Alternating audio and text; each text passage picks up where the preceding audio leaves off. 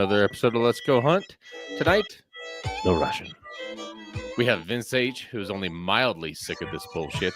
Sam Alexander, that's a nice rail. That's what she said. Mike Gonsalves with a license to dad joke. And I'm Dave Packard, who has not kept up with his fitness goals, but can still bench a transmission, so that's okay, I guess. Still gonna die from a lack of cardio, though. It was a Around the Honda campfire. transmission, though. Fuck you, it was. I'm glad you said transmission and didn't shorten that because I did that on purpose. You did not include detail, and you should have. You left it open. Left it open. I finished the word. Transmission. Transmission. Dave can bench press a trans. Hey, Mission. that's not what I'm making fun of. I'm making fun of it was a Honda transmission, so Accomplished. it weighed all of 50 pounds. No, it was out of a 99 Ford Expedition with the transfer case still on it. So Dang. Big man. it was a good time. Oh, yeah. You did not throw a hernia, yeah? No. Apparently, German voice is going to be the theme tonight. It's wunderbar. Auf Wiedersehen. Gute Nacht. I'm living a lie. Satan. That was not lost on me. It's a little Wiener dog. Hate So, that movie. tonight. Tonight, what is in the show, yeah? No. I don't even remember. Nine. I can't focus on anything. It's Das ist nicht gut. please stop. Someone make it stop. Okay, so Queso? Wait, we're switching over to Spanish now? Sí, está aquí. It's Oh. the time for queso, señor. no, is time for wheat or Scheisen? I saw a joke, and it was a golf joke, actually. And if you take 2 shots in a bunker, it's called the Hitler. I think I've heard that one before. It was a good one. I laughed when I saw that. So my wife and I were watching this Australian baking show the other day, and this one baker made a really, really good meringue, and the audience just like clapped and cheered and thought it was the coolest thing ever, which I thought was weird because normally Australians boomerang. Let me fix this. Okay, we're golden. Ah, there we go. Bye. It's rude, yeah. You prefer in German accent? Australians boomerang. Anyhow, what did we do this week, fellas? This wasn't on my agenda, so I'm out. You people are terrible. Oh, you didn't have this planned? Nope. You didn't plan on being here this week? Nope. You planned on doing a show with us for the next eternity, but you didn't plan on being here this week? Something like that. Sam's like, look, I forgot. You ever forget? Happened to me.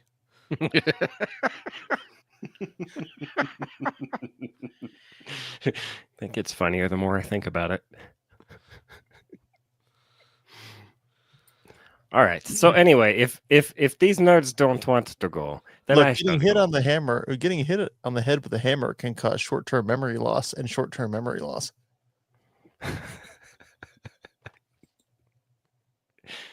Getting hammered can also do that. Vince, Getting Save me. hammered on the save from what?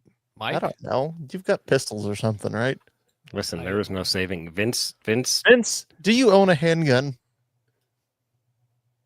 I can neither confirm nor deny. If you can confirm my it, can I ownership. borrow it for a minute? Because I need to go take care of something. I can I don't see on have your a high wall there's a point. handgun. What's wrong with that one? Why can't you use that one?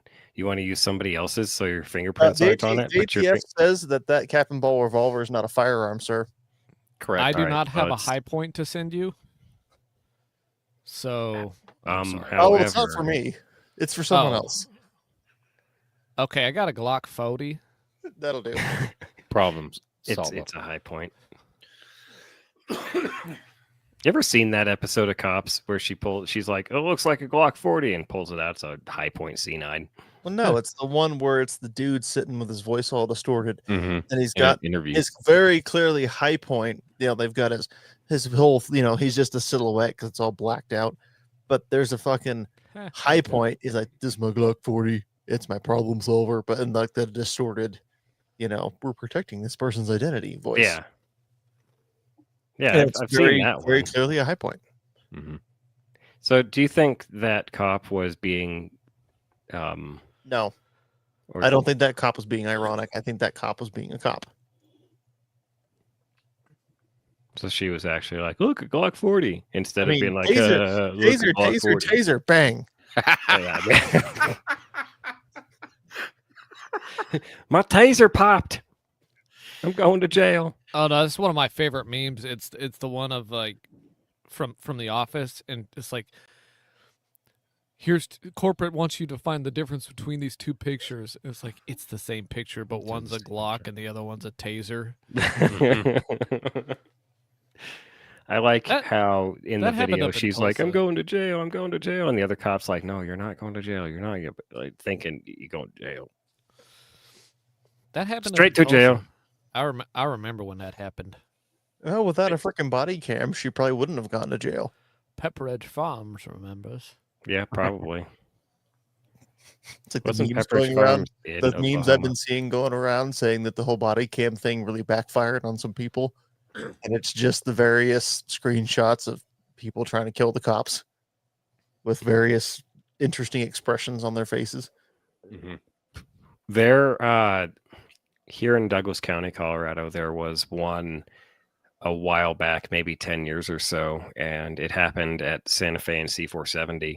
The Douglas County cop he pulled this vehicle over underneath the overpass, and the guy just immediately got out, like wielding a weapon, like a hatchet or something like that, and started swinging at the officer. Kept backing up, and eventually had to shoot the guy. And yeah.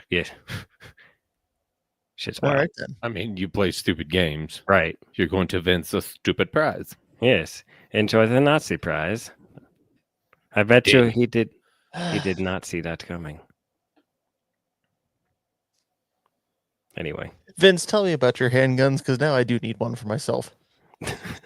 Well, you can't have this one because it doesn't quite work right. Perfect. Will it fire Click. once? Aw. No, it'll do once. You can. I'll send it to you. It'll be fine. Bye, everybody. This podcast falls apart without Sam. No. So I finally got out to the range a little bit more because I had. Okay, so first I had a buddy over and went out back and we shot a couple of guns because he had never shot a gun before. He's in his early 30s and had never shot a gun before. So we went out and I took my bolt action 22 out there and we shot some, and the 22 pistol with the suppressor on it. And then, I had him shoot my 9mm 1911, which went mostly okay, except, man, I've been having this problem, and this is the bullshit that I'm mildly tired of, is like every single handgun I have seems to have had some kind of like minor issue in the past 2 months.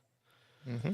Like I had my high power out at the last match, and it worked fine during the match, but then I shot it afterwards, and I was getting stovepipes, and then I shot it again at home and it was getting stovepipes. Shot the 1911 with my buddy the other day and it wasn't locking back on an empty magazine. I'm like, what is going on with this?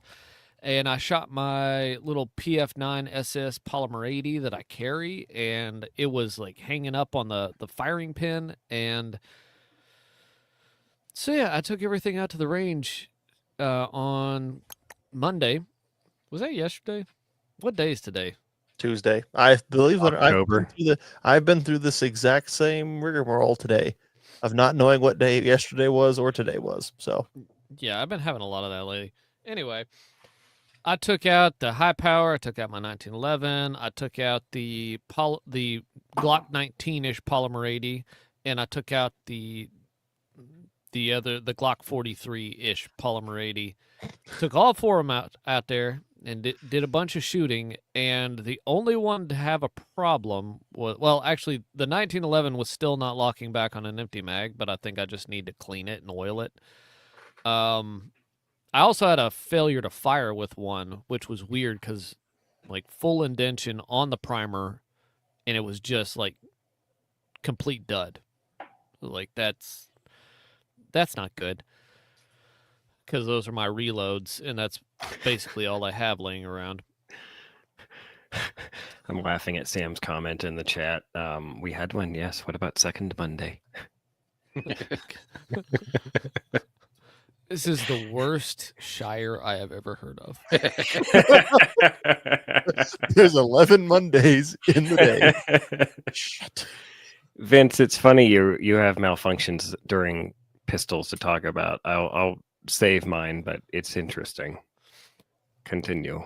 So I got down to my concealed carry, and I was shooting it. And so one thing I learned about the aftermarket firing pins that they make for Glock 43s is they don't have the same geometry on the firing pin as a factory Glock. So I took the firing pin, I did some fancy work with various power tools, made it look like a factory Glock firing pin, and that part seemed to be solved. And it was doing pretty good because this is what I had the AIM Surplus JTT in because I wanted to see how the tip. Just the tip. Yeah. Well, just I the w- tip. Just the tip. I God, wanted to love see that how well barrel. it would do out there, like did it help with recoil or anything like that? And I started to have this weird problem, like my mags were not coming out of the mag well real easily. And that's when I started to realize the front lip on the mags was getting bent. And I was like, is the front of the bullet jamming down into it? Like, what's going on here? And one of them actually full on snapped off because I'm using the Shield Arms Z9 mags. Intriguing. And You would expect shield arms to not break like that. well, what I think was happening is so during the cycling of the firearm, I think the bottom part of the feed ramp on the barrel was slamming down into the top of that little lip on the front of the mag, and like bashing it down. Oh, I get what you're saying. Because of course it's a Browning style action, even, and the barrel, it's a tilt action. Yep. The barrel comes down a little bit and drops, and I guess it was dropping enough, and the mag was high enough that it was hitting that right there. So you need to buy yourself a high point, sir. Fixed barrel. Yeah, dude, fixed barrel. Yeah, then you can just throw a suppressor on it too. So I I don't wanna interestingly carry a have brick seen in my that pants. before. Sorry. No, you're good. I've seen that before, and that's why I say it's interesting it happened on shield mags, because I've seen it on the $15 33 round Glock mags. Like that's one of the first things that went in those was they felt sturdy. All other than that, like you get a few hundred rounds out of them, and it feels like the front of the round as it's cycling is just hitting the front of that magazine until it just breaks. And once it breaks, they stop feeding correctly. And so I was like, all right, well, this is complete bullshit. I paid $15, maybe they were $10, I don't know, but they were like, what I should have done was just buy Glock Original in the first place, or some other quality brand, because I got some other cheapo mags, and I went to do a reload with one of them, and it fell on the ground and just shattered into 4 pieces. And I was like, what the fuck? Well, the problem with the Glock 43, the factory mags only hold 6 rounds. Yeah. So the Shield Arms increases that to 9, and 9 plus 1. So it's like it's a major advantage.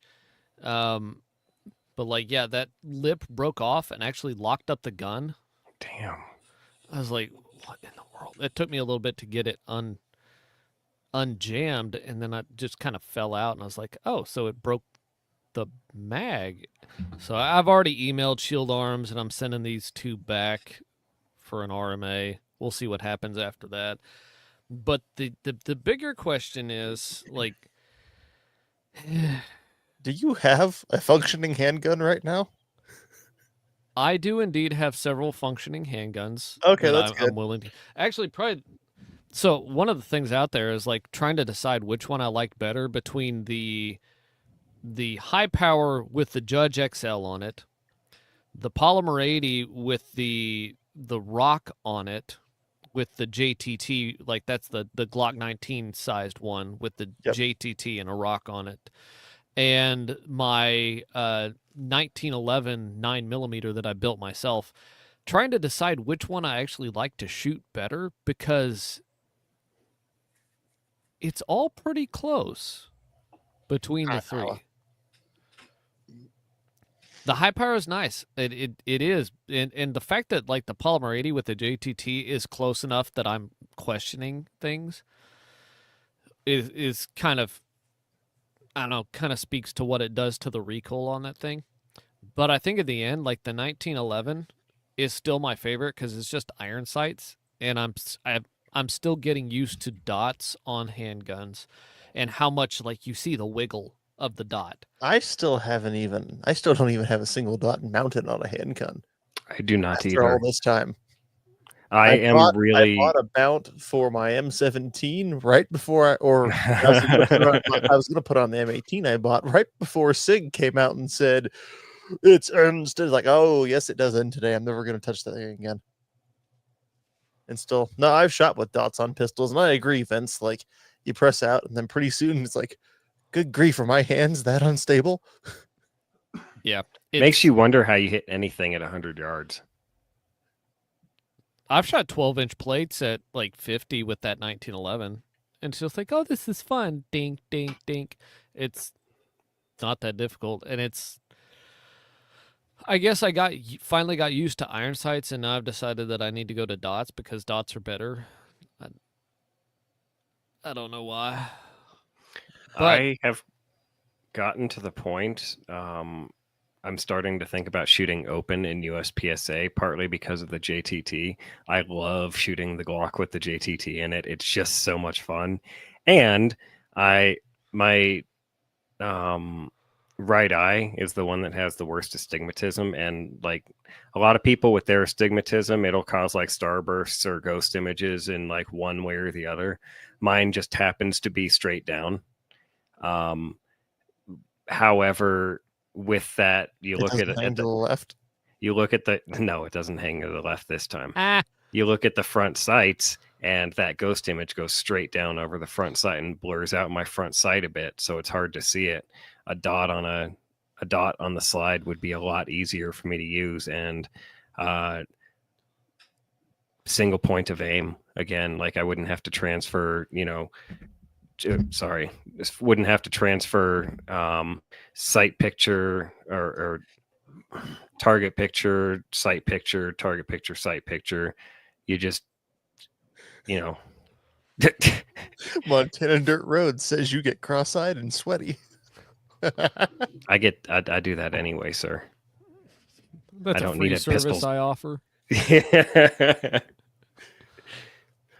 But so all this boils down to, I think I'm kind of tired of messing with the, even if I get the magazines back and I can make an operable firearm out of this, I think I need to take concealed carry more seriously. So I think I need to buy a different like appendix inside the waistband concealed carry handgun. 365. Agreed. Dude, see, that's just really unsatisfying. I understand that, and when I tell you what I'm about to tell you, you're going to be even more unsatisfied, but there is a satisfying part to this story. So, at GunCon, there was a point where there was like 6 or 7 of us in a room, including Dooley and Sean and a bunch of other people, and we all looked around at each other, and what's everybody carrying? 365. That's what makes it not 365. cool. Yep. 365. Yep. That's what makes it not cool. However, each 365 was a different version, and I was the only one with an OG. Like everybody else had like an X macro or an X macro fuse, or so that was kind of cool. There's different versions of a gun that really actually works pretty great. Okay. All right. Okay, so my other option that's really, really itching the brain is so I have the JTT for the Glock 43. I could buy a Dagger Micro slide without the barrel and a lower for less than $250 and put the JTT in the Dagger Micro. Let's It's your go to lifespan. Handgun Hero, shall we? Now this is my TISM rearing its ugly head because I already have a thing and I'm thinking about a way to use the thing To make more thing. But it's also kind of like what I've already done where I've built a Polymer 80 and I've been carrying it and messing with it and it keeps being disappointing and Something all I've that carried for nonsense. years also is disappointing. No, you got a haircut last month. Oh no. Thank you. All right. Well, I have a thing. So are you kind of on the fence of try to be cheap and go the cheap route and try to make the dagger somewhat useful, or on the other side is like get a whole new gun entirely? Yeah, pretty much. That's pretty much it. I'm already annoyed at my dagger because I have a dagger lower. I put that slide that Kenji sent me. I put that slide together. It was so nice. It was fun little gun Legos that I've never gotten to do before, and put it all together. I was so proud of myself. I put it on the dagger slide, pulled the trigger, racked it again, and the trigger didn't reset.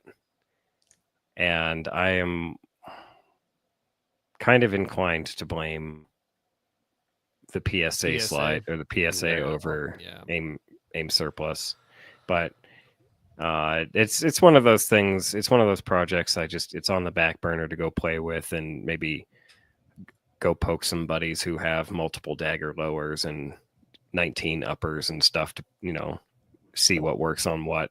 don't ask me. Yeah, it's a project down the road. I don't carry that poor shit. In my opinion, Vince, I honestly would just go with the 365, and you know why? Because you can get a JTT for the 365. Vanilla. And I really want one. You can get a JTT for the no shit. Yes, I actually looked it up. Yes, you can. They I also did not have it for realize the 365 XL. Yeah, I was about to bring that up actually. If you were going to go with the 365, I'd at least go with the X, because then you get your 12 round flush fit like this. Is that what the X does? Yes. Oh, okay. Yep. The XL is the 12 round plus a little bit longer slide. Right. mine is 10 round flush fit. I have one, so I have Same. 11 total.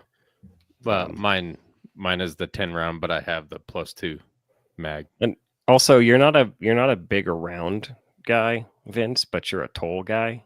Mhm. And toll guys have longer hand structure, so that slightly bigger grip might be better for you too than the. I don't know how Dave deals with the just OG 365 because it's small in my hands. My finger is flush with the muzzle. Jesus Christ! I shit you not. It's so small, comically small. That's awful. Well, in that case, I might I have hate to. that.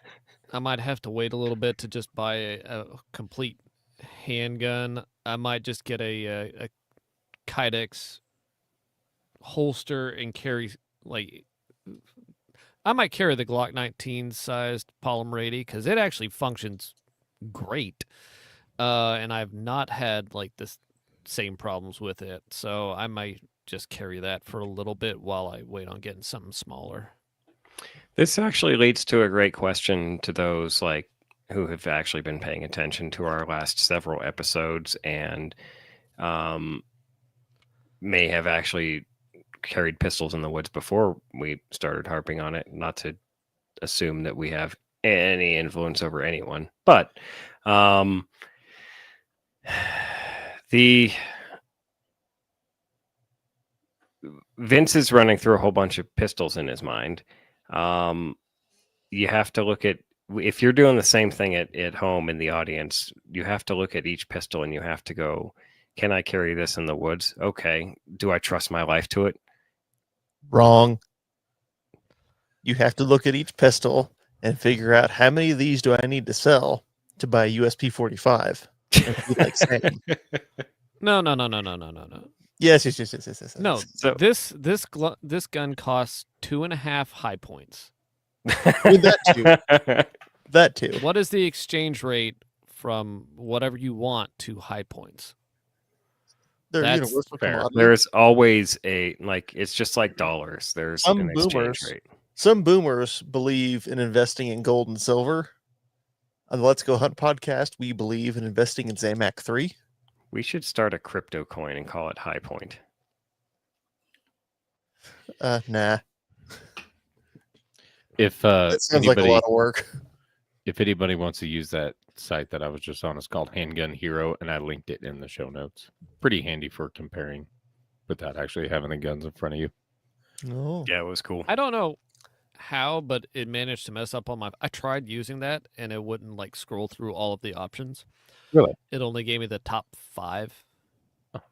That's stupid. It was pretty dumb. It, Yeah. it annoyed me. I was trying to find out things, and it wouldn't let me. You want to know something interesting that made me switch over? I carried my 938 for quite a while because it was much smaller. So I started with I won't bore you with the whole journey, but I Yes, went you from a will. 1911 compact down to a 938. See, there he And- goes. That's not the whole journey. There's a bigger journey than that, ding dong. And I thought the 938 was pretty cool. And then I held a 365 and I was like, those are pretty cool too. And then I started comparing them, and the 365 is just about exactly the same length, width, and height of a 938 and carries like 4 more rounds with a flush fit mag. Didn't Well, And I did was you like, have this is an easy choice? did you have Hogue grips on your 938? No, that Oh, that was a different model that they offered when Mr. Kimber took over SIG. So, Mike, Yo, you said it was a long journey, right? it was Well, what did you end up on? What was the last thing you ended up on again? Like the gun that you have now. I carried 2 different ones, 938 and a 365. Okay, well, I still carry the 938. after all Brigade. these years, you could have had it any way you want it, but I'm glad that with open arms, you were able to love, touch, and squeezing. That I'm running out of Journey songs in my head. Damn it! You didn't stop believing, and then you went your separate ways.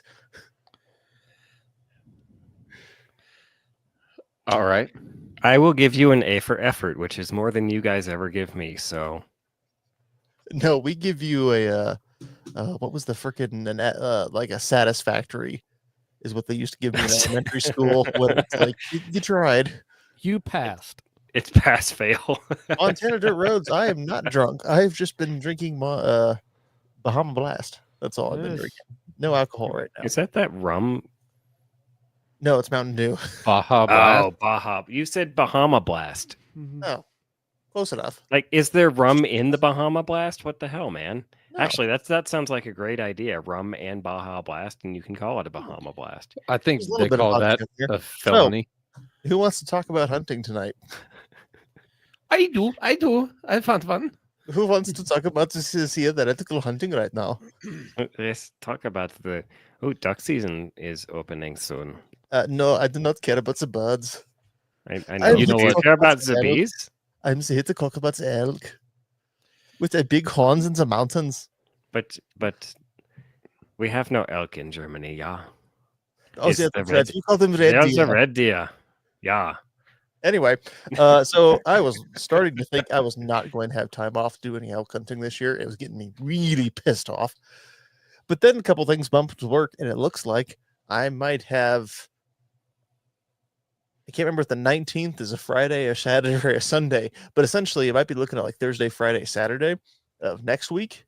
And so on very short notice, I now have to get all my crap together because I was supposed to be getting my crap together earlier and I didn't, and I need to.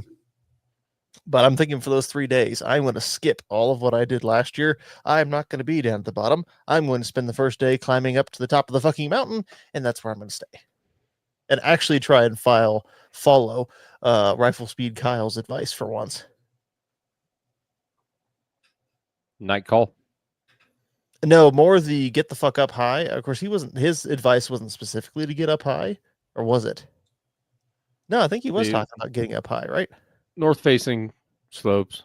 Get Either in their way, bed. my thing was get the way, where they're bedding down, because I know for a fact if I go You don't back have the to get up same high. You just drainage- have to get in their way between their water and food and where they're bedding down up high.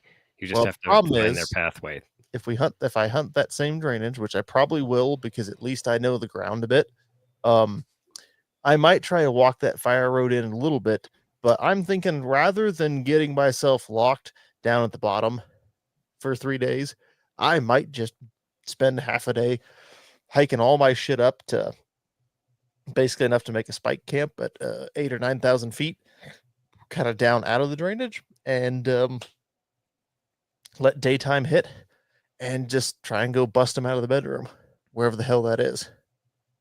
It's got to be somewhere up there. If they cross over to the other side too far, they'll end up at another road. But yeah, that's the plan. It's a good plan. I don't know about that. It's a very plan. Of all the plans, it's certainly one of them. But no, I'm just going to throw caution to the wind, essentially. And I remember him talking about not worrying about bumping elk. Like, don't freaking worry about like bumping them. So I'm just gonna all right, fine. I'm just not gonna go. Blah, blah, blah. I'm just gonna watch my wind, and I'm not gonna worry about bumping them. And I'll just see if I can't find their asses up there for 2 days, and we'll go from there. Nice. If I'm feeling froggy, I might get up there and spend the first, depending on how much time I have that first day too. I might try and might walk that fire road along the top and see if I can find a crossover point to either camp out there or maybe further down in the drainage. But other than that, I was doing too much of that shit last year, I think. This year, we'll try going higher up. Oh, god damn it, I did it again. I was typing in chat in Rumble in response to a YouTube comment. Oh, you idiot. Yeah, I know. I saw Way to dumb, go, you know? stupid. I so stupid. To That's answer why my Mr. Jeff title 9 is mm's question, yes, that's a strike eagle in the background. I drew a picture of that jet when I was stationed in Mountain Home many, many years ago. He was And really, really bored. That's true.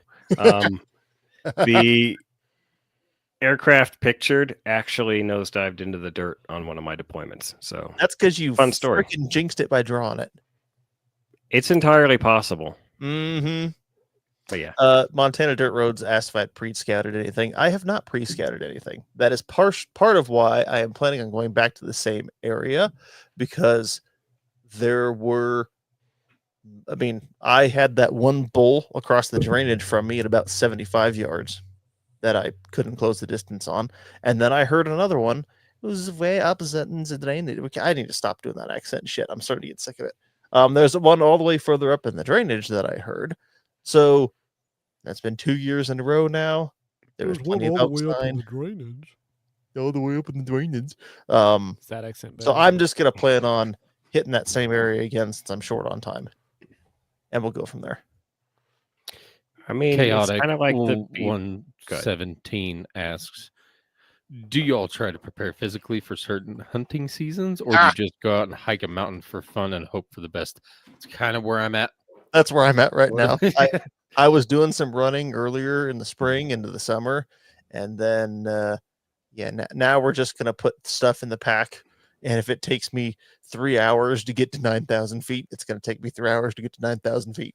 Yeah.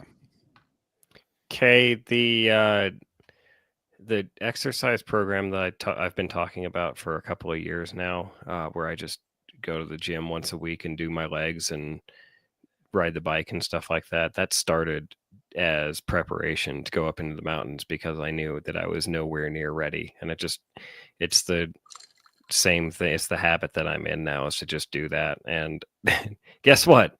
Still nowhere near ready. Ugh. Baja Blast and vodka don't go together either. That's why I said rum, ding dong. I don't drink that shit. It's too sweet. Tastes like fucking sugar water. He's drinking Mountain Dew, but rum tastes too sweet. It's because It's different, okay? it is different. But yeah, there's something about rum. I mean, I don't mind rum. I prefer rum over like whiskey, but at the same time, it's just, yeah. I mean, it's all hard liquor at this point, but No. Mr. Jeff 9mm, the vodka is good. What I put it in, bad combo. Like last week, I put a little bit in the ginger ale to see what would happen. Bad idea. Also, he keeps asking what kind of AK that is. That is a Zastava OPAP, which is not the same as not the same as the what are they importing these days? They went it's from the not the OPAP same as the Czech CPAP. to the ZPAP. Now they're importing ZPAPs. That is not the same as a ZPAP. That actually has the proper M70 pattern stock on it. The ZPAPs, they tried to cheat it and put an AKM stock on it because the biggest issue with ZPAPs, or not with ZPAPs, with the M70 pattern AKs is that they are not the same as AKM pattern. So the furniture is not interchangeable, and that made a lot of people really pissed off because for some reason everybody's got to buy an AK and overthink it. So no, ZPAP. that's my Yugo right there. She's ZPAP It's sounds pretty. like some sort of medical sticky patch. That's actually the first centerfire rifle I ever owned. That was the joke I was trying to make, because CPAP and, Well, but, as long as we're all on the same page, if not the same book. Yeah, but then the MPAPs had some trunnion issues. Or no, they had the receiver issues. They had receiver issues because the heat treat on the receivers wasn't as good as it should have been. Anyway, I can go on and on if you wanted me to. Raggle Fraggle says, damn, commies can't do anything right. Listen, Raggle Fraggle, PSA ARs exist. Rancho. Don't get me started on PSA either, man. I was sending a picture of this M1A tanker behind me, which I'll be talking about later, with the rail on it to somebody. He was like, "Oh, that's sweet. What do you think of the H&R M14s? It's not M1A because M1A is Springfield. PSA bought the trademark of H&R. H&R isn't a freaking company. It's a licensed name now. And PSA built a bunch of M14s off of mil spec parts, which is cool, but it's still freaking PSA. And I really wish PSA would stop putting so many freaking fingers in the pie and actually get their shit together on some of their stuff. I actually don't like PSA anymore, hardly. They have lived long enough to become the enemy. They have lived long and prospered. Kind of. Have I made you try soju before? Or is it sake? It had to have been soju. I mean, I've tried sake before because we did that the Secret Santa thing last year. Do we like shooting? Yeah, somebody sent me 2 cans of sake, and I was like, "Oh, that's actually not terrible." I enjoy soju as well. Sake's less. They're both okay. So soju just reminds me of I don't think I've seen one in years. Remember in the early 2000s, there's a freaking, it was like in the same spot as like Gatorade bottles. It had a lizard on it. Yeah, Sobe. Sobe. There you go. You say I love soju. It reminds me Sobe. So soju reminds me of my favorite memories from Korea. I don't remember. Sobe. Those are the best kind. They are. Tin cup, Schmin cup. The best part about tin cup is it comes with a free shot glass. Tin Cup's pretty good shit. Then you can Dusty. empty that out, and then drink vodka with the shot glass. Dusky, we had lunch in the food court on base the other day, and I had bulgogi from the Korean restaurant. Of course you did. Excuse me, is this duck? They're like, no, we're not sure what that is, sir.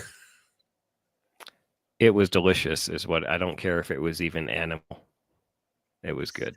It was that's meat fine. I brought substitute. my own. Mike just shows up to the restaurant. Hold the meat, please. Breaks out a little Tupperware container. Ooh, spoons it on the top. Well, Self-serve food court. That sounds like Golden Corral, but worse. It's like you paid to go to a always potluck the dinner. burrows. It's like having to pay to go to the park and have a picnic. I like the potluck dinner analogy better. It's like paying to go to a potluck dinner.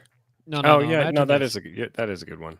It's like Golden Corral, but you walk into the food court and you pay once and you can go around to all the different restaurants.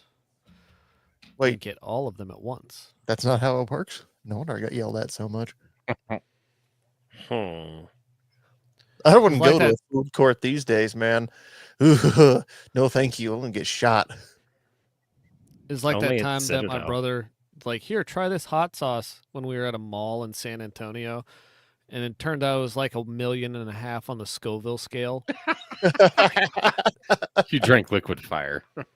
I was having an out of body experience as I lost $5 in a vending machine trying to get a frappuccino just to try and quench the fire, and then ended up eating all of the samples at the Chinese place in the food court just to try and not die. Lovely. Oh shit. Sorry. Speaking of elk, I saw hundreds of fucking elk today. Well, maybe not hundreds, maybe 200. What kind of elk? They Elk. were fucking elk. Fucking elk. Oh, Are you actually, sure they you will saw be this hundreds time of them year. fucking, or was it just hundreds of elk and maybe one or two of them might have been? It was a You know. mountain elk. No, I mean, they were it is plains rut elk. season. They were on the Plains Elk side of I-25. They were Mountain- Plainsley on I-25. Just Game north of on. Monument, and I was on I-25 going north. I look at my side and go, holy shit, that's a ton of cows. And then as I'm driving and looking and trying not to die, saw a few bulls in there too.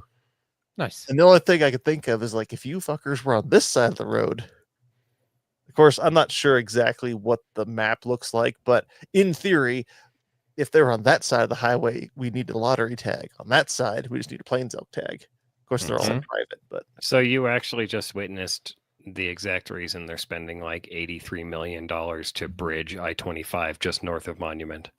yeah, well, it was right across from where that bridge they're putting in is. Yeah, exactly. For those that don't know, especially Dusky, who lives in Florida and doesn't know what I-25 is, Interstate. I-25 bisects the state north to south, and Plains elk tags are basically good for everything east of I-25 except for a select few units. And one of the biggest hippie nonsense things lately has been that when we put up those like 20-foot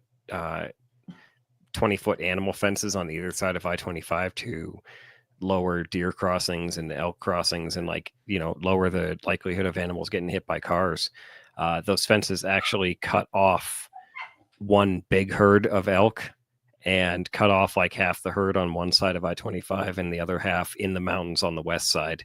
And so the state of Colorado is spending like $83 million or some shit like that to build a bridge across I-25 just north of Monument so that these elk can rejoin each other after over 20 years or something like that. World's largest wildlife bridge. We are helping. We're putting the elk families back together. Okay.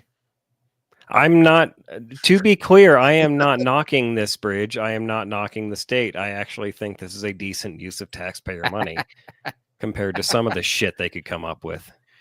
Yeah, pretty much Ty. Yeah. Yeah, pretty much half the state is high fence. Wyoming has quite a few of those wildlife crossing bridges, although theirs look like freaking tunnels. They are not like a big bridge, like over bridge. It's just like they made a giant mound of dirt and put a tunnel through it. I don't know if you've been up to Kremling recently, but they have one of those 7 years. Well, they've had it there longer than that, but there's a wildlife crossing bridge just north of Green Mountain Reservoir, just before you get to Kremling. Yeah. And it's actually pretty beautiful, but it's over a 2-lane road, not a 8-lane highway. I was up in Kremling because my wife and I honeymooned in Grand Lake, and so we went and did a horseback riding thing in Kremling. Which was not nose to tail, so it was actually nice to I can actually ride a freaking horse and not just be plodding along behind somebody else, watching their horse shit in front of mine. Long story, whatever. As we're riding along, look out over there, and there's a freaking black bear running away. And I just look at this freaking horse, and this is the same damn one-eyed horse that just ran me into a tree. Not at full speed, just walked me right through the freaking branches. Every other horse went around the tree. This horse went through the fucking tree. And looking at the bear over here and looking at this one-eyed horse, like, fuck, I'm gonna die if this bear comes over here. The horse did it on purpose. He did. What was that horse's name? Of course Scooter. he did. That horse's name was Scooter. Fucking Scooter. Scooter. Yeah, Montana Dirt Road's probably how he missed the eye. Probably. To bring this back around to hunting a little bit, and also involving human activity like interstates. I saw an article the other day that Fairfax County, Virginia, has opened their annual archery program for deer, which means you can hunt deer archery in county parks. Okay, who can though? Because they do that crap in the town I live. I think it's been years and years since they did it. But basically, I did a little bit of looking into it. It was if you know somebody, you can help cull the deer population in town. If you don't know anybody, no, sorry. So this is it's like anything pretty much hunting news related for Texas. It's they consider the county parks private, but it's actually public. You have to hunt from an elevated tree stand, and you have to hunt with a bow. Is this something? But is this something you can apply to do? Residents, as long as you have a hunting license. Okay. Good. So it sounds like it's good to go then. It's not like they did here, where you could apply and then they let 3 people do it out of 100 applications, and then said, "Hey, we're doing it." So Canyon City, but they freaking made it to where their buddies could do it and nobody else. Canyon City has the same kind of program. As long as you have a valid rifle or archery tag for a season, then you can hunt in the town. But you can't hunt in like the city parks or the county parks or anything. You have to hunt private ground. So homeowners can contact the city and say, "Hey, I want these deer off my property." And then they will put the homeowners in contact with the resident license holders that can go shoot. Now, an issue is, because I not witnessed it, but secondhand, guys, permission to hunt on this private ground in Canyon City, the city of Canyon City, and he shoots the deer.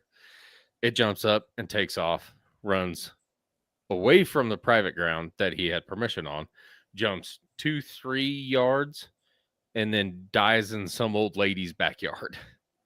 But blood fucking everywhere because it's archery. And she wouldn't let him go get it So CPW had to get involved, and he ended up eventually going to get it, but it's a pain in the ass. How? So she just made it a huge pain just because she could.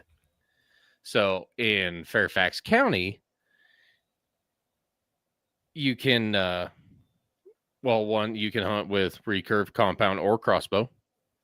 It has to be from an elevated position. So, like in a tree stand, you have to be 50 feet from a trail and 100 feet from like private property lines. But you can still hunt. And it actually accounted for 91% of the deer taken in the whole Fairfax County. Is this Dang. archery program in these parks? 547 deer last year. That's because the deer get smart, and then they'll go to the parks, and Mhm. once hunting season starts, and they'll sit there until Mhm. it's over. We don't Well, get shot at here. Now This is you nice. and you can hunt in the parks. Now So- they're going to be like, oh no. Uh, Now we get deer shot at here. are some of the deer in Canyon City. Oh, Yeah. Ooh, look at those two big bastards on the right. there's Actually, look at the this big one on bastard the on the left too. Yeah.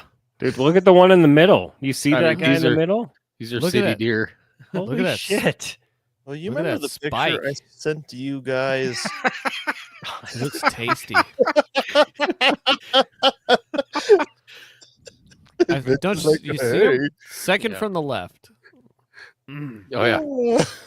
Yeah, second from the left, that to the sun rippling off those muscles. Tender But- young muscles. Yummy. Vince is like, mm. Look at those. Look So- at those boys we could eat. Here. I thought it was pretty cool. freezer full of your buddies down in the basement. Oh, that's I would check to see if your local township has something along these lines, because I mean, why not? okay. I have a plan. We buy a boat. Mike, if Mike's brother is listening, he needs to stop listening right about now. Okay, so here's what we do: we get some dirt bikes, and in the summer we locate a group. Although they're not Raggle Fraggle, those are muleys, not whitetail. Yeah, that's Canyon City, Colorado. Anyway, we locate a couple herds of elk, and we push them into Canyon City. Then we got to spend the next 18 months keeping them there, and then we got to move to Canyon City. This is turning into a complicated plan, but ergo, now we get to kill elk the same manner. Mm-hmm. I mean, if anywhere, Estes would have that, but there's No, such no, a too many hippies. attraction. Too many hippies. That's why it's got to be Canyon City, because down there they won't care. Oh, good. Yeah, I know. As soon as elk go in anywhere, it's like, oh my god, it's little Estes Park. Yeah, no kidding. Fuck all that. Anyway, so yeah, thought that was pretty neat. More like Estrus Park.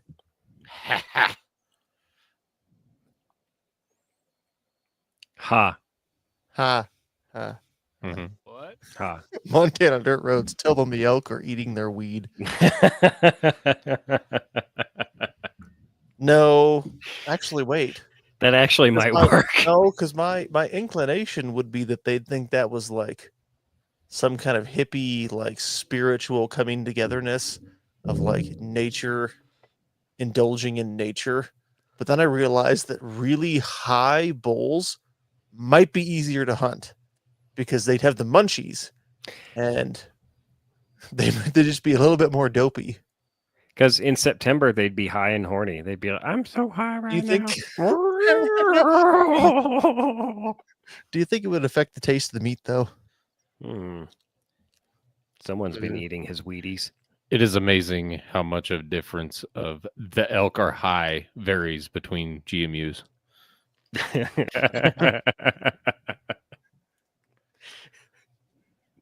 Jesus. I'm really What's high, that? and I don't know what's going on. Like, what's that cover scent? Brownies.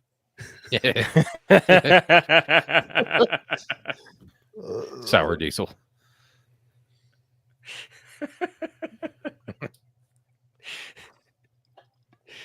Nice. That's all. Just wonderful Colorado conversation. It doesn't get more Colorado hunting talk than that, honestly. Elk high on pot, like that's just classic. I love it. I got a buddy who was out hunting elk.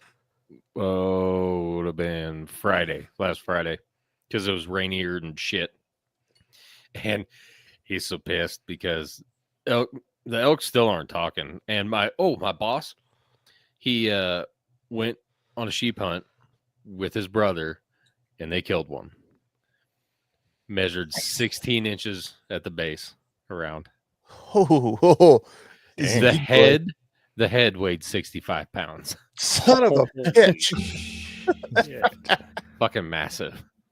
This is a big boy. So they take I guess what they call a 3/4 measurement. So they go all like 3/4 around the horn, and they measure it. And a very, very nice ram measures 8 inches, and this one was 9. So it was a healthy goat or healthy sheep. But he was telling me, he's like, the elk were higher than the sheep were, which I thought was strange. So I don't know if elk haven't come down yet. They're not bugling, like what my buddy said. Well, they weren't bugling this time because this time last year, I believe, is when I went up the first time. And yet, the couple of people I'd talked to along the way said, yeah, they weren't bugling this time last year either. So I don't know. Beats me. Hopefully by next week they're coming back. They're starting to come down. Well, no one said the hunting season had to start the second they started bugling, or vice versa. It starts when I get did. there. Okay, no one but Dave said that. God, I'm just imagining shooting. It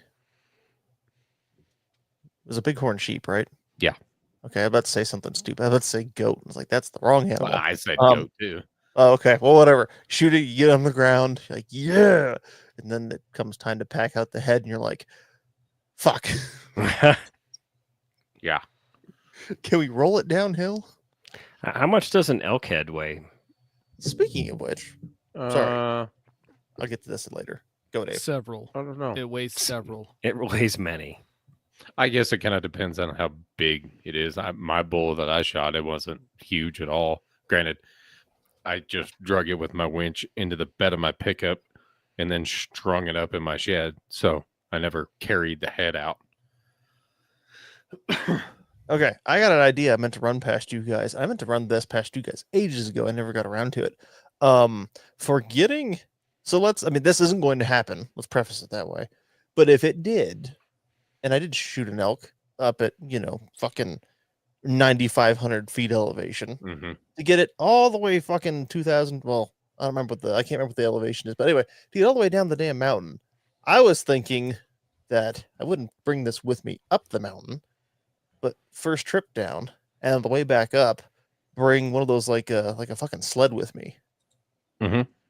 And then use that to pile on as much meat as I could with some rope and try and fucking around some trees, winch the bastard down. Now you understand why people have game carts and stuff. Well, I can't use a game cart way the fuck up there. I have a game cart. It wouldn't do me any good way the fuck up there. I would see if you could about using a sled to kind of a little bit. I would see if you can rig up some sort of harness that you could hook the rope to and just truck along like a backpack.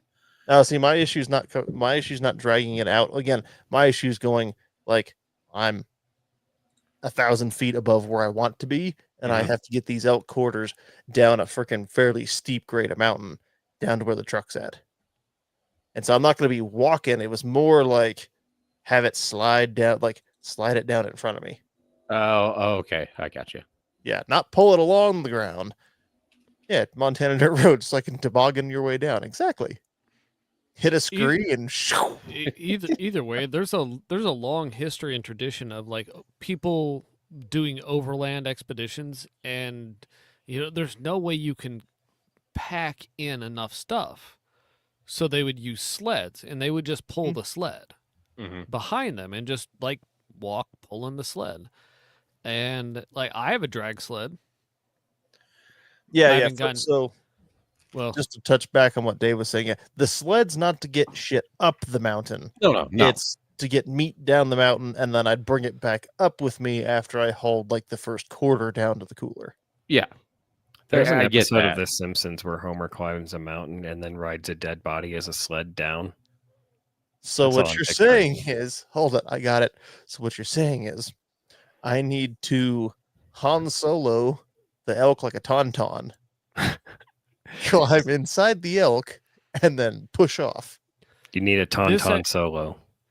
This actually reminds me of a forum post I read years ago of a guy who, I forget what animal he killed, but he killed it up on the side of a mountain and then just sat on it and rode it down the mountain.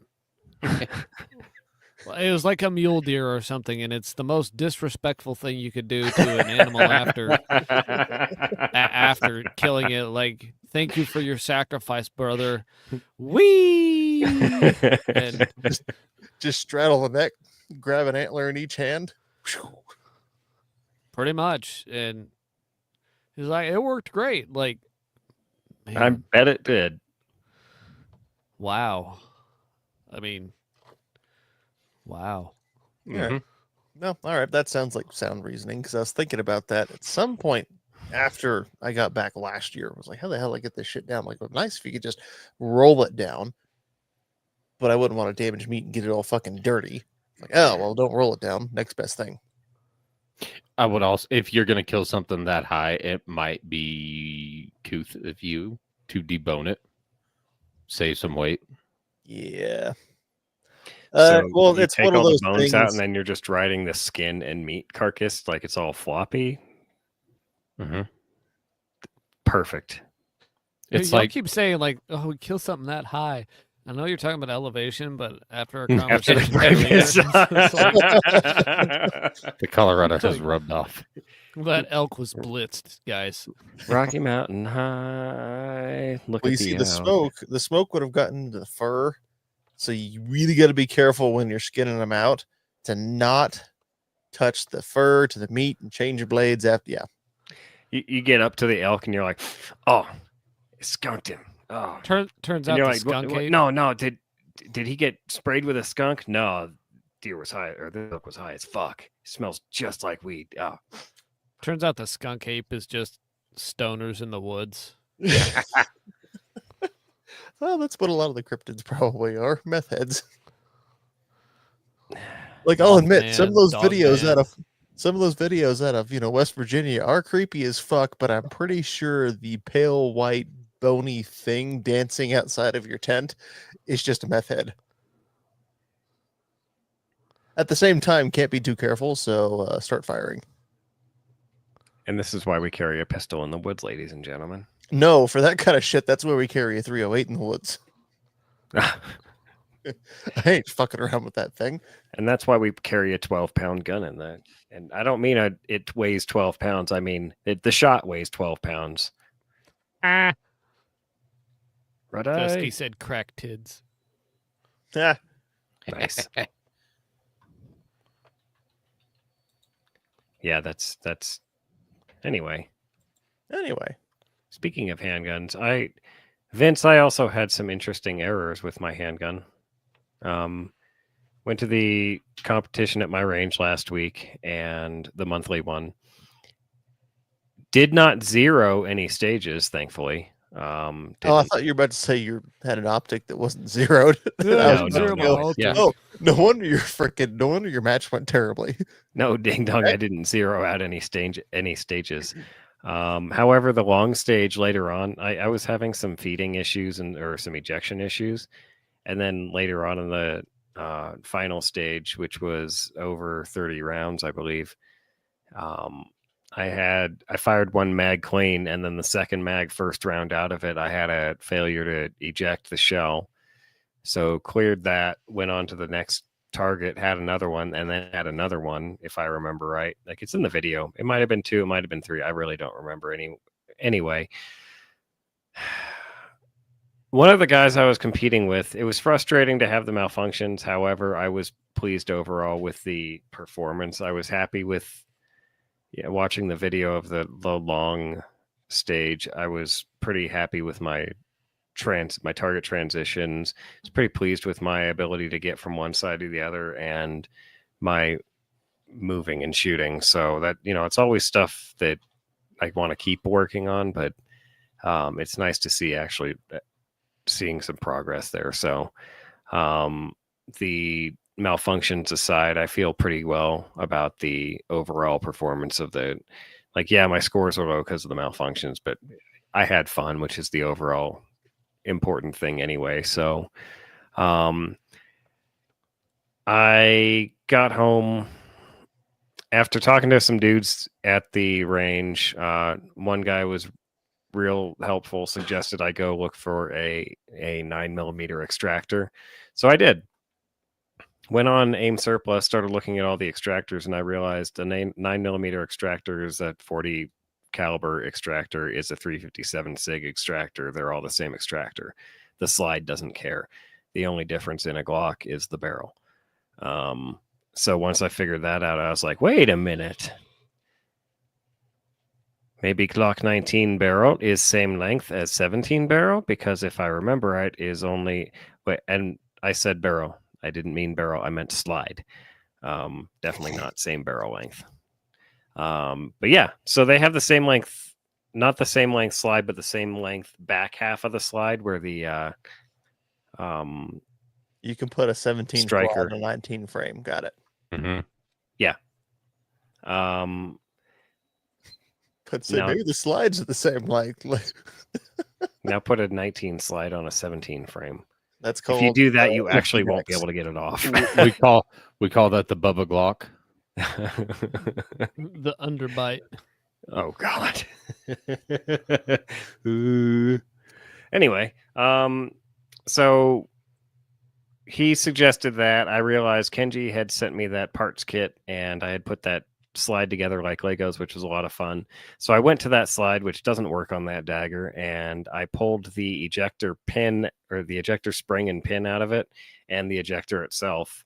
And at first I went to clean my ejector. I would took a hooky thing, a little pick, and scraped out the ejector, the part where the ejector grabs the brass, and that didn't seem very dirty. So I was like, okay, well, I started playing with it, checking for spring tension, and it was sticking a lot. Like, it would get halfway and then ching, snap back into position. And I was like, well, that right there, if it's sticking and it's not grabbing the brass to pull it out, that's exactly why it's doing this. So I kept extractors fucked. Right.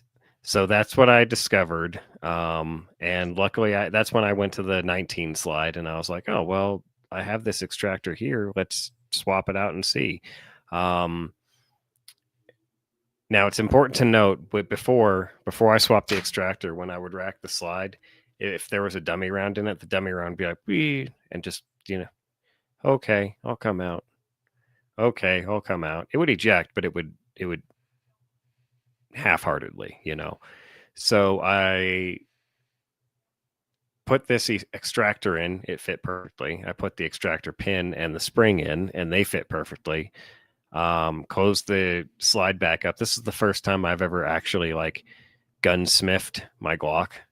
So actually, that's not true. I swapped out the slide lock, but that doesn't really count. That's a pin. Anywho, after I swapped out the extractor, let me back up. At first, I tried to clean it, thinking that it was just dirty and needed to be cleaned. So I got in there with my pick and I started digging around, and I was pulling chunks of metal out and all sorts of shit. And I was like, where did this all come from even? Because it wasn't from the gun. I've also had that pistol for over 20 years. So, 20 years of shit just accumulated. But anyway, replaced it, put the new stuff in. The new stuff, I went to rack a dummy round out of the chamber, and it sent it all the way across the room. And I was like, "Holy shit! I think I fixed it." All I got to do now is take it to the range and verify. But if it's going to malfunction again, it's going to be during a competition. So I guess I just have to wait till next month and try it out. Like, I could take it to the range all day long and put mag after mag, but it's not going to fucking do it until I'm in a competition. That's when it's really going to... That's why I like comps, that they're a true test of your equipment, of you under stress. Like, knowing that this gun wasn't extracting is a good thing to know, because if it wasn't extracting in a time I actually need it, that would be very bad. So I use this event to further highlight and encourage those of you who buy pistols to carry them in the wilderness to go train and compete with them, because it's just phenomenal. You won't get better training. Take race gun bear hunting. Got it. Yes. Race gun, bear hunt. So that's how the match went. I did not place very high, but then again, I was shooting against very, very good shooters and learning a lot from them, and also the gun malfunctioned a lot. So whatever. I had fun. And then I had some other things to run by you. Dave, we have our deer hunt camping coming up. Yes. You're going to be out there. You're going to be out there with your family basically the entire week, or the entire 2 weeks. It'll be me and my stepdad for.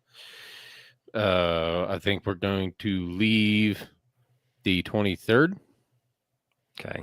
So we're going to get up there the 23rd, make sure we get a spot, spend all day scouting and hiking around the 24th, get set up for the 25th, which is opening morning. And then I'm planning on being there all the way till we'll leave the 1st. No, tag's good till the 2nd, right? Yes, but that's my oldest boy's birthday, so I'm going to Okay, be back for that. So I'm looking in the calendar. I could probably be up there Friday night, and I can stay till Monday afternoon, the 25th to the 27th. And if nothing happens, I mean, I'll probably I'll come back the 1st and 2nd if you guys are bailing. So that... Anyway, I brought this up because I know you guys are bringing the canvas tent, and I'm not one to try to impose. So I've been thinking about ways to stay warm in the cold when camping.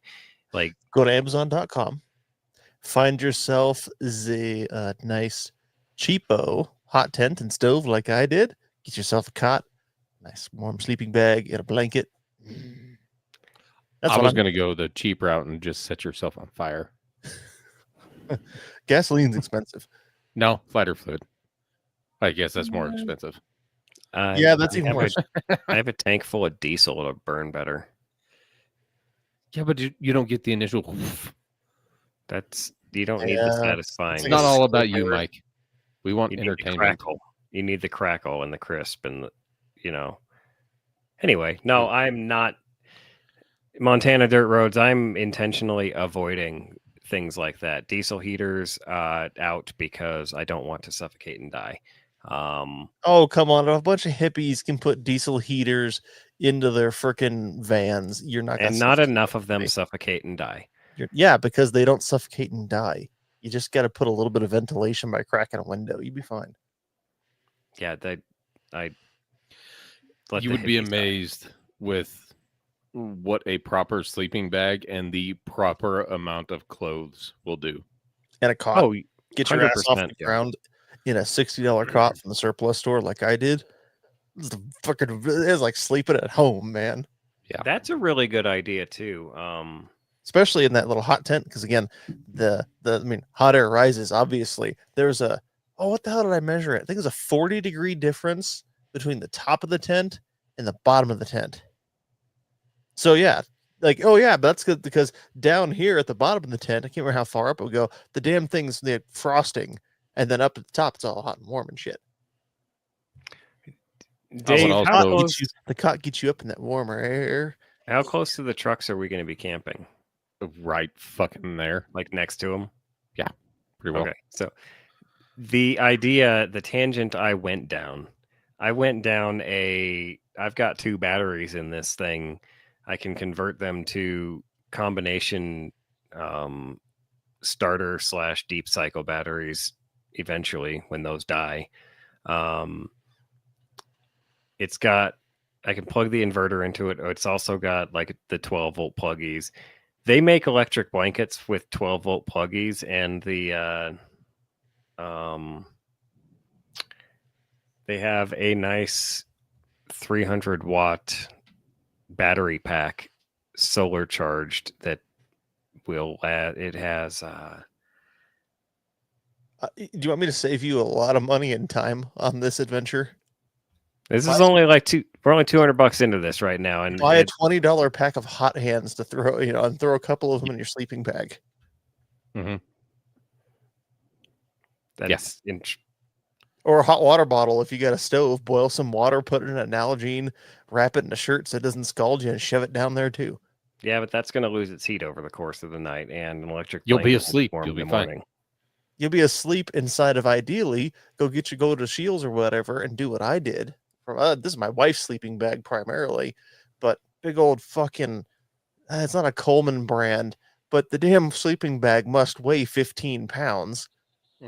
Like the damn thing's so thick, you lay on the ground and it's like 7 inches, 9 inches thick. Like it's a negative 10-degree bag, which means it'll keep you warm at about 10 degrees probably, plus any other crap I put on. Yeah. But you cannot put on too much clothes because then your body heat won't radiate against your sleeping bag and then back to you. So, like Vince, you ran into that issue, didn't you?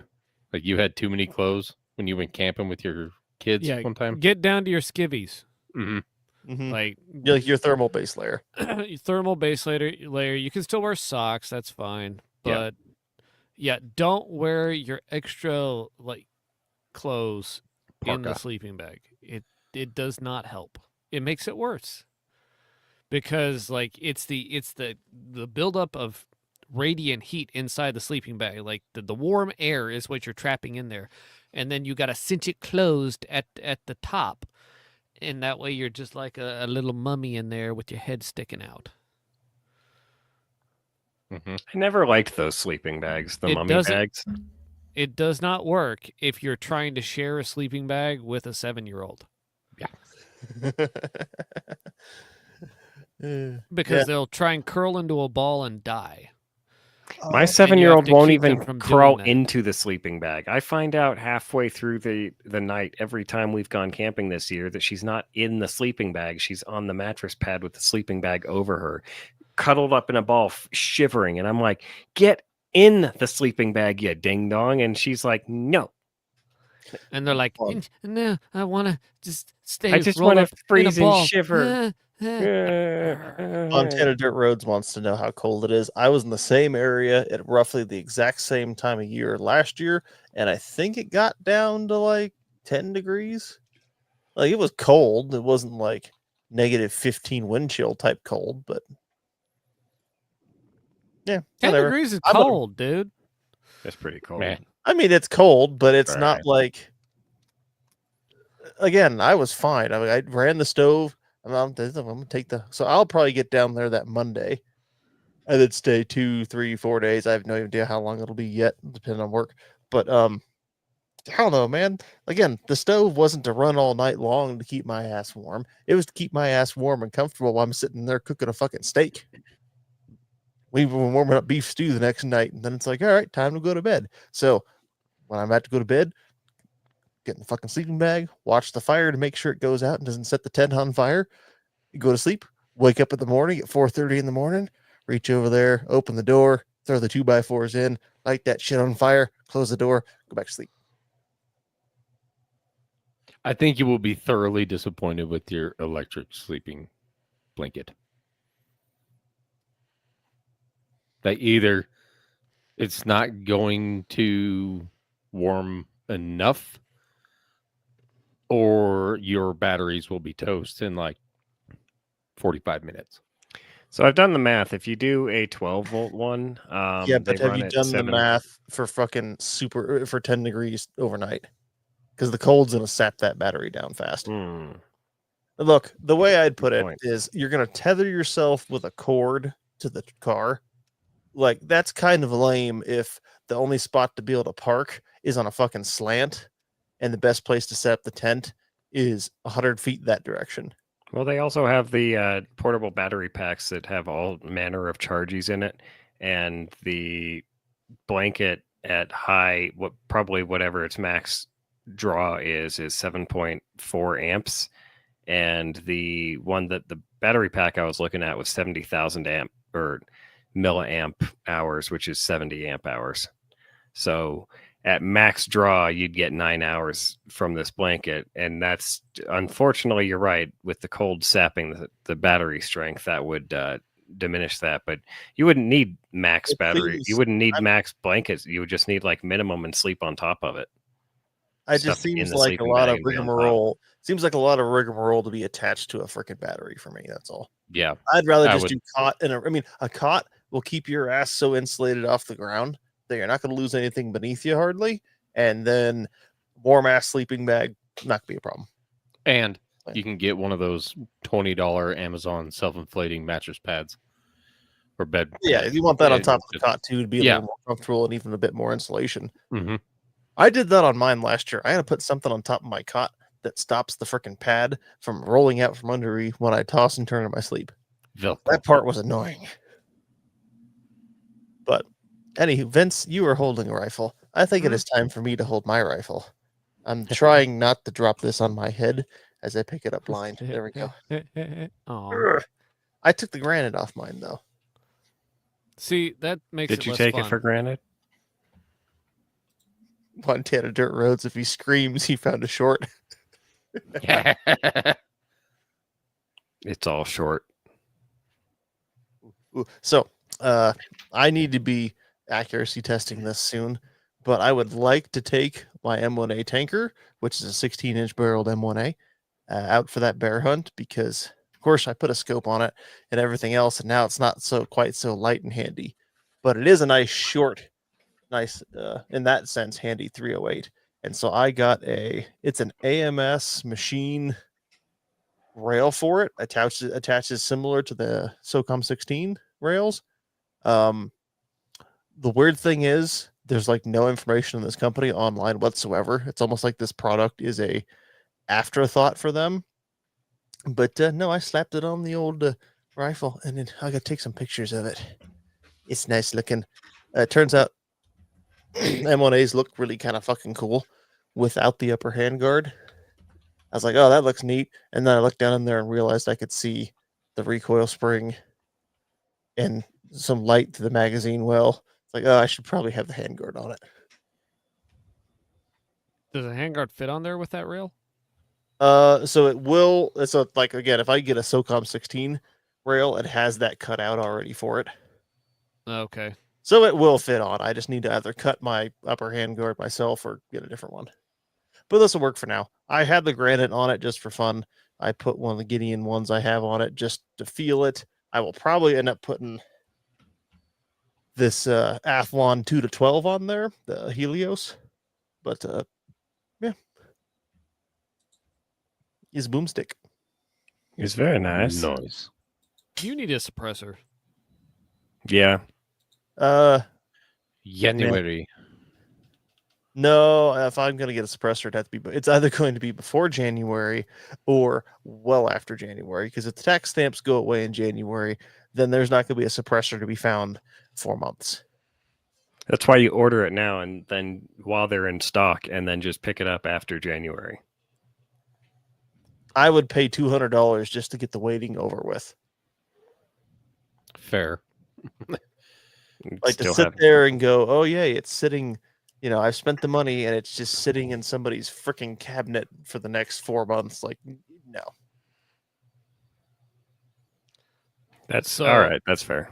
We were talking before the show, and Sam had a Gideon Granite on his tanker, and I was like, oh yeah, there we go, because I've been messing with that on my GT30, and then I was like, I wanted to mount it in front of my LPVO so I could switch back and forth easy now that I have the QD mounts. But then I realized, like, if you put a riser on it, you It's- can use the Guardian as a magnifier for the red Good dot. God. It's a variable 1 to 10 magnifier. Yeah, with its own reticle. It's weird. It's just crazy. It's really fucking big. Are they co-witnessed? I could. I And you just gotta find the right should. height. it's cited for my pistol. I just haven't. The granite is sighted in for my 22 pistol. I just have it sitting on here, but it's sitting on a 1/2-inch riser so that it sits like right in front of the LPVO, and you can look through the LPVO and see a little red dot that you can then zoom in on if you want. It's so cute. That's adorable. Sam inspired me with his binoculars. I gotta work on these still, but you mean these binoculars? Ooh. I have the Gen 1 Gideon magnifier. Oh. You have the Speaking of- Gen Zero magnifier. Speaking of these stupid things, you know what I realized is if you, instead of the piece of foam board that I shoved them through, if you were to cut a piece of AR 500, you'd have like armored binoculars. Good Lord. Yeah, that way it's a nice, that way if they shoot And at now you, you know how George Lucas got everything from Star Wars. Ah. I put this here. I put this here. I glue this together. I make it look like it has a tumor. Perfect. Not the tumor. Comlink. it's not a tumor. It's a comlink. Well, no, I took this tanker out shooting on Sunday evening, which was a very big mistake. Up at the old Turkey Tracks, the public land like shooting spot up here. I have not. So a lot of the bays are taken because it's 7 to Sunday afternoon. Was expecting that. Drove in far enough to find one. Get parked. Get set up. Shoot a couple groups just with ball ammo. Shot with some Tula just to get warmed up. Then shot some M80 ball. Ended up getting about a 2.5-inch MOA group, which is not terrible, especially because with iron sights, the front side of this thing's fucking fat because it's got a big tritium post in it. I got a total of a 15-round mag dump in, and then 5 rounds with Tula for a group, 5 rounds with M80 for a group. I go back to load a mag, and I look over, and these people have pulled into the frickin' spot next to me, and then they back their truck up farther and farther and farther until they are now, and they get out of the frickin' truck and start wandering around. They are probably 50 yards to my left, and now completely parallel with my targets. So I don't want to start freaking shooting. Steel targets? No, but still, it's Maybe you should switch to steel targets. maybe And I just keep shooting. Just send that spall down range. either way. Just They all of start it. collecting trash, which is like, good on you for coming out here to pick up trash. But could you maybe do it on a freaking weekday when this place isn't a war zone? Because you two are gonna get fucking shot. Yeah, And they it's war spend- they zone. do this shit wandering around for 20 minutes, and then they finally stop, and still not really coming back. What's the opposite of downrange? Uprange. Uprange? Ding dong. What's the opposite of down? I've never heard anybody say Yesterday. uprange before. Well, Out Whatever. of range. They don't come in a safer direction. They stay out there and just start going ham with the shotgun. I was like, all right, I'm fucking leaving. And then I drove out, found a different spot. And then you talked about steel targets. I did find a little itty bitty little mini steel IPSC target out there that somebody had left in the dirt. Looked like it'd been there a long time. I was like, ooh, hello. So we'll shoot that next time.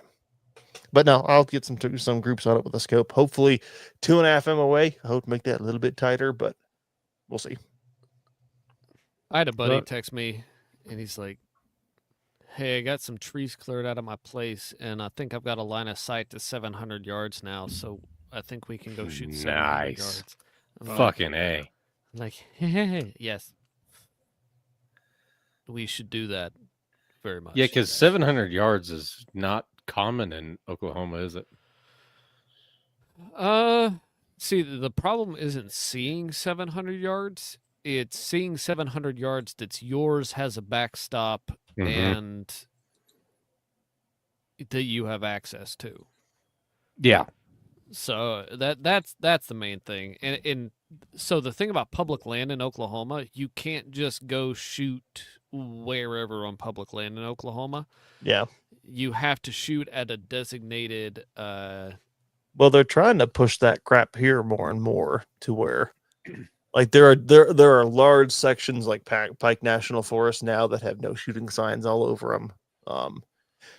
And it doesn't help that people are fucking pigs. And for some reason, like the second bay I stopped at to finish shooting, somebody had just dragged their big ass flat screen TV out there, shot the shit out of it, and then left. Like, it's not a fucking landfill. Like, what? Why can't people just freaking pick up after themselves? Your target just called me poor. I mean, Shooting sure, flat but screens. freaking load it back up and take it to the landfill after you're done. Like, Oh yeah, well that's way too much work. They're out there to goon. I don't they're, think it's they're even too drunk. They're too drunk by that point to actually move anything. That's fair. Yeah. Anywho, Can still I'll be drive giving that though. a shot. So if y'all want to go hunting on public land down in Oklahoma, you're gonna have a new thing to contend with. So part I'm of the okay bill, with that. part of the bill that went through, I think last year, that updated a lot of the hunting laws in Oklahoma. One of them had a provision in it where they could require non-residents to have to sign in to wildlife management areas before entering them. And so I saw it in an email, and I was incensed at first because I didn't want to have to sign in, but then I realized I couldn't read at one point, and it was for non-residents only, and I was like, oh, that still sucks, but it's not necessarily as bad I for am me. starting to become, especially as Colorado gets worse and worse, I am starting to be more and more in favor of states prioritizing their own residents in that regard. Not to the exclusivity of non-residents, but there's a point where Colorado almost gets like over commercialized, and I'm gonna it's go to kinda- Colorado. it's kind of nice to see some like something a bit in the opposite direction.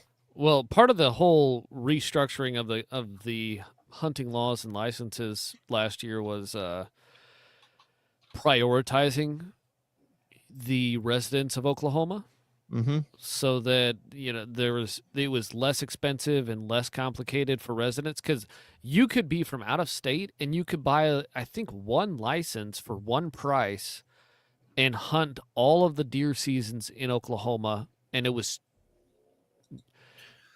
not less expensive than being a resident, but it was also less complicated, and it was not very expensive to do. It was only a couple $100, I think, like $200 to $300, somewhere in there, and you could hunt the all deer season, all tags for deer. It was like a non-resident super license type thing. They did away with that, but they reduced all the number of licenses down to make everything more simple. But now, if you're a non-resident, so it is you have to check in on an app, which is just the Department of Wildlife app that you also use to check in your kills. So before you get there, you have to sign in to a certain wildlife management area that you are going to be on.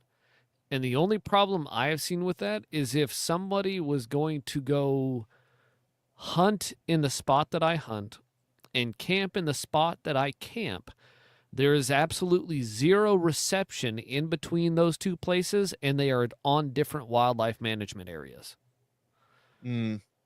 Yeah. Even though they be right up against each other. They're not the same one. They have a different name.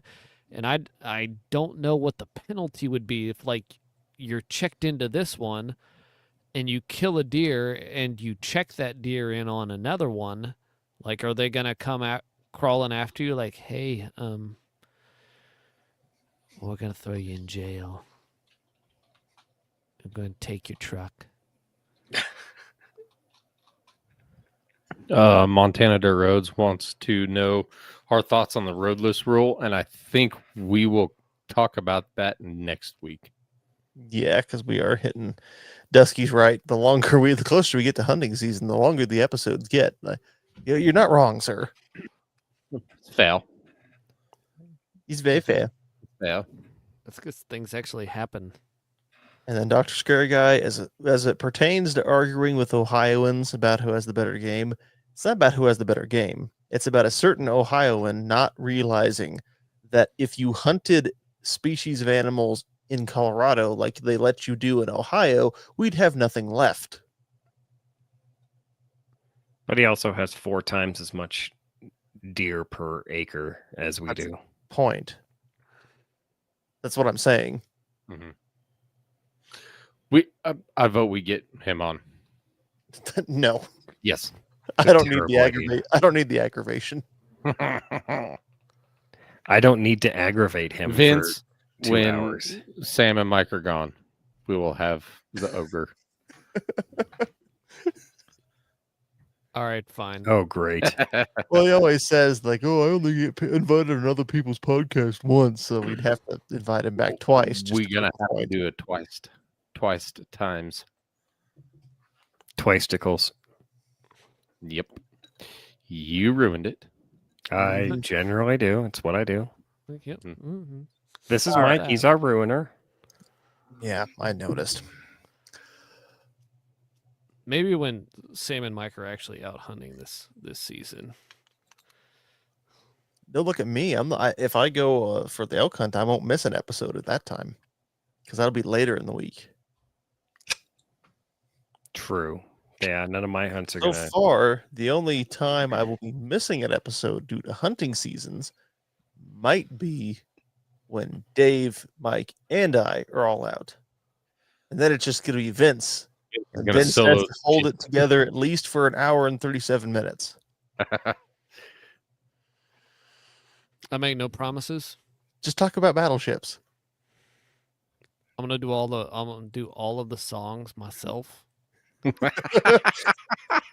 Okay, yeah. I'm not here, so I'm into it.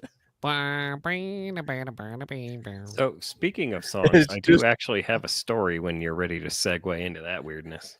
I was ready to segue again. into going to bed. Are you Do it, Mike. Whatever it is. Are you being swatted? I A wish. fucking minivan slow rolling through the neighborhood.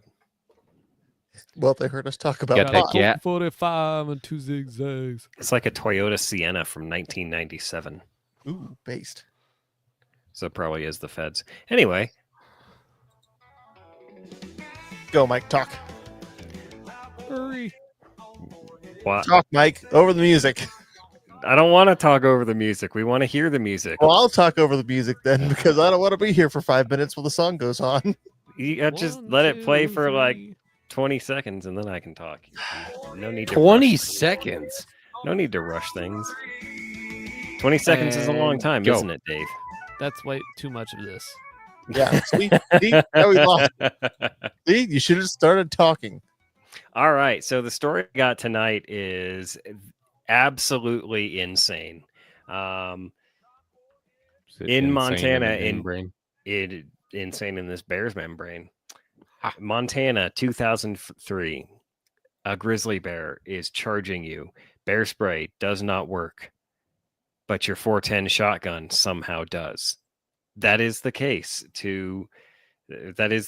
of James Beeman of Fortine, Montana. He fired a round of birdshot out of his 410 at unbelievable odds. Oh, wait, no, shut up. Dusky's going to give us $1 if he hears the song.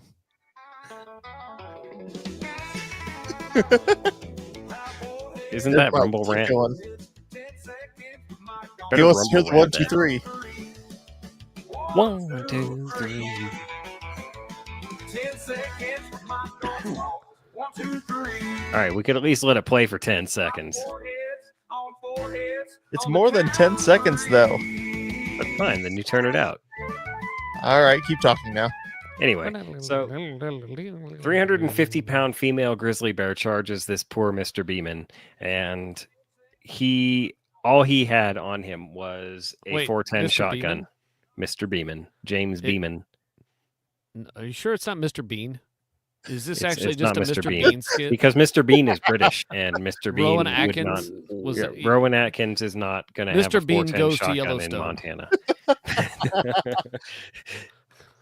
Sequel, Bean there. It's that fucking gif that the Been one where there, he's looking done at his that. watch. Dude, fucking waiting for freaking Old Faithful to go off, looking at his watch. Meanwhile, it's behind him the whole time. Mhm. And then it goes off, and he's like, here's something, but it's not sure what it is. It's like, So thanks for all that. Anyway, Mr. Bean of Fort Time, Montana, Bear charges him, and he fires his 410. Only 2 of the pellets penetrated into the bear's brain and killed it. How many pellets are in a 410 shotgun of 8 shot? Like he fired bird shot at it. It was probably 8 shot? 7.5 or 8 shot. man, I don't know how many pellets, but that's probably a quarter out. No, It's not much. hold on. Like, no, it's not much.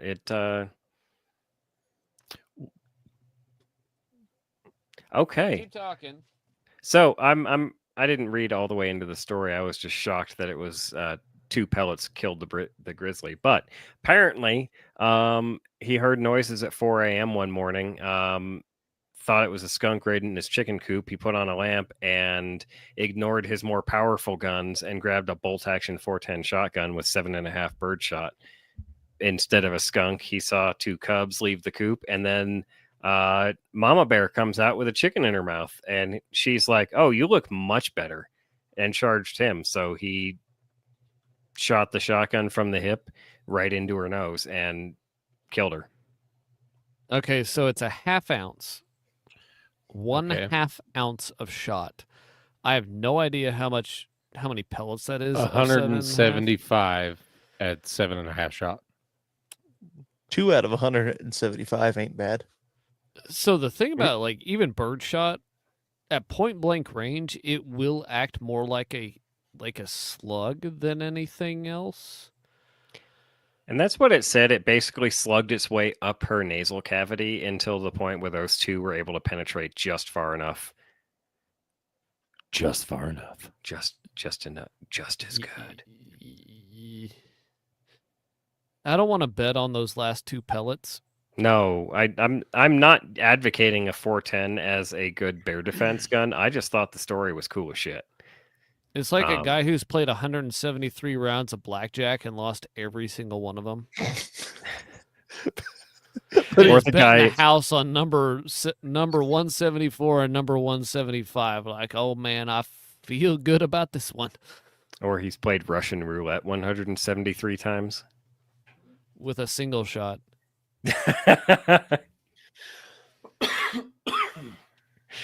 Yeah, Yep. there's a name I keep seeing, Kalkowski. I see this name a lot in these Cowboy State Daily articles, and he says that's why he killed a female grizzly. That it was one of the stories I did a while back. He killed a female grizzly with a 10 mil. But apparently he's now the expert. Everybody wants to talk to this guy who killed the grizzly with the 10 mil, what he thinks of the guy who killed a grizzly with birdshot. And I think the guy who killed a grizzly with birdshot got fucking lucky. yes, he Yep. did. See, the more likely thing I would have thought would have been that.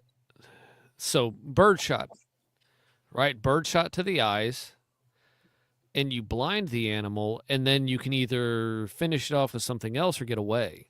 So like the old So it's like German- shotgun sand. Yeah, it Shotgun Pocket sand. sand. How do you say pocket sand in German? Because the German Dreiling, dry being 3, are firearms that tend to have, it's either 2 shotgun barrels and 1 rifle barrel, or 2 rifle barrels and 1 shotgun barrel, but it's a break action, and the shotgun barrels are there to either singular or plural. I don't quite remember.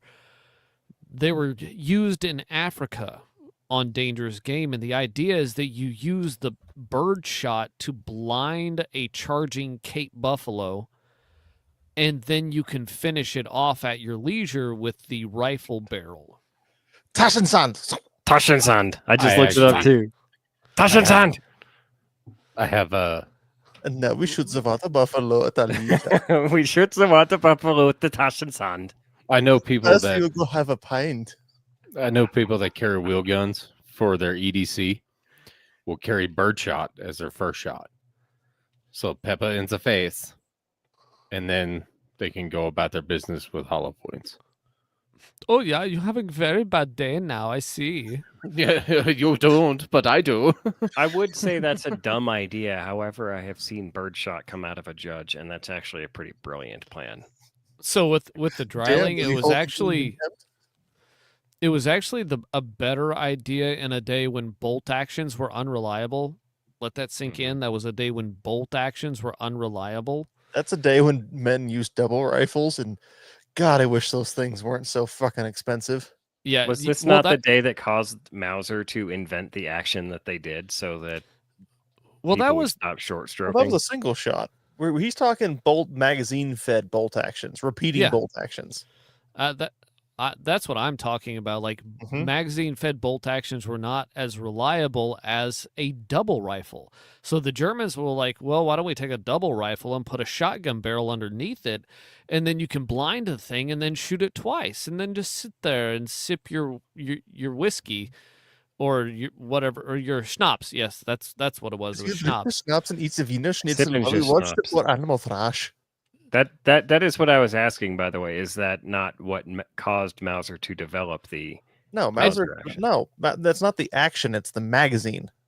So I Mauser don't know. developed No, the no, hold on. 1871 Mauser, which that's the original Mauser action, but it's the feeding mechanism for the magazine to get a repeating bolt action. That's the problem. Well, one of the main problems was the instability of black powder, and then cordite, because cordite was the stepping stone in between black powder and smokeless powder. But even early smokeless powder was very temperature sensitive, so you would have a problem with cartridges getting stuck in the chamber. And the idea behind the double rifle is that you would always have 2 shots, no matter what, bar none. And then you had a very positive extraction because it didn't eject, they extracted. So it wasn't like the ting you get with a nice single shot, shotgun that ejects the cartridge way out. You broke the rifle open, and it mechanically separated the spent brass from the chamber, and then you could pull them out and load more. Whereas with a bolt action, you didn't have quite as positive extraction because you were relying on a mechanical device to let you pop it out of the chamber.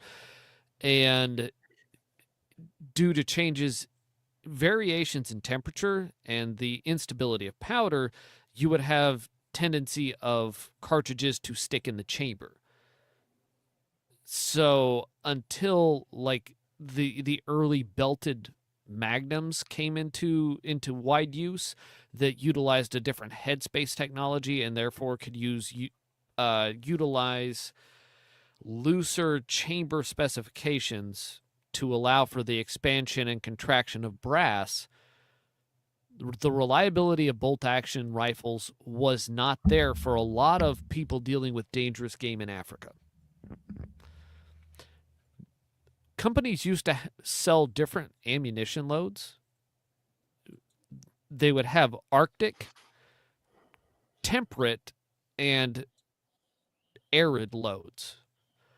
So, like, if you took the Arctic load that was meant for shooting things at, like, 10 degrees, and put it in a gun and shot it in, South Africa, it might blow the gun up because it would be loaded way hotter to account for the change in the temperature.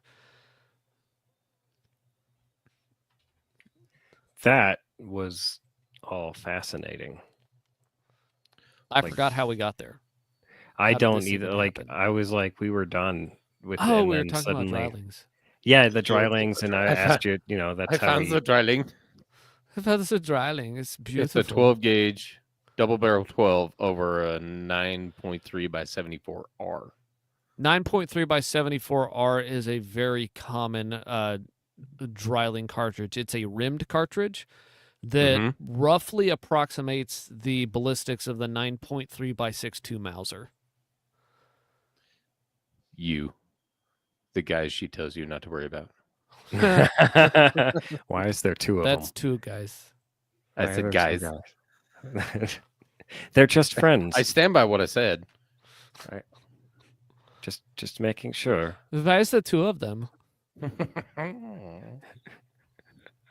Who wants a mustache ride? I do. Hey, fun. Terrible movie. It's a great movie. Well, yeah, it's a great movie, but it's also a terrible movie. Yeah, it's awful. It's not good. No. Hey, You Farver, boys what's like that- Mexico? Hey, Farver, what's that restaurant you like with all the goofy shit on the walls? You mean You mean shenanigans? Oh, You guys talk about shenanigans? put those away. So you're Anyway. telling me Gallicanucas is not the butler? Anyway, don't use 410 on a grizzly. Yeah, don't recommend. 0. To be 10. fair, he went To out be there fair. expecting a skunk and got 3 bears. And, So he got skunked. And he did good work with a 410 on short notice. Agreed. It says it was a 1 in a million shot, but I would think it was more of a like think it 2 was- in 174. Yeah, 2 and 175. Yeah. Decent. Good for odds. him though. I think he's 1 for 1. I don't know what y'all are talking about. Yeah. He's got more bears than Sam does. I mean, look, they say that the smaller the shotgun cartridge, the bigger the expert. The smaller the shark gun. Shotgun. I do not like shark guns. Yeah, you'd know. Now, is this a gun? Let's just move on. Yep. Yeah. We're going to stop that. I think we Where have it stands. moved With a quite knock. the on. I don't know that there's much left to do. So leave us a review. Go to lghpodcast.com, click on support the show, and leave us a review. Follow the link to your favorite podcast app and leave a review there. Then email Sam at contact@lghpodcast.com, and he will send you a sticker pack if you leave us a review. We had one last time, and if that person emails, Freddy send Krueger's you. mom is getting the stickers. he might It's have like to wait for Kruger's them in the sticker. mail. It might take a while. Oh, I almost said something really bad in a German accent. We're not doing it. Oh, This is a good way to get us in trouble. Well, anyway, support the sport and take a buddy hunting. If you like that buddy, tell him about our show. If you don't, speak to him in a German accent. Hit us up at lghpodcast.com. Thanks for listening, and let's go hunt. I think Vince just insinuated we don't like each other. How do you say let's Good. go hunt in German? Let's do the we don't- hunting. It's We going to don't be a have time thing to now. Look that up. You're We making just me have to do wonder this. if it's yelled or if it's the Oh, weird good inflected. grief! Nope, it's lass uns auf die Jagen gehen. Good lord. Bless Do you. not. 1, 2, 3, 4, 5, 6. That's one of the reasons I didn't like learning German. You end up with a whole bunch more words to say something that we get over in 3. Lassen Jagenhagen. Lassen Leigen and Kugels. Oh yeah. Lassen Heineken. All right, that's all.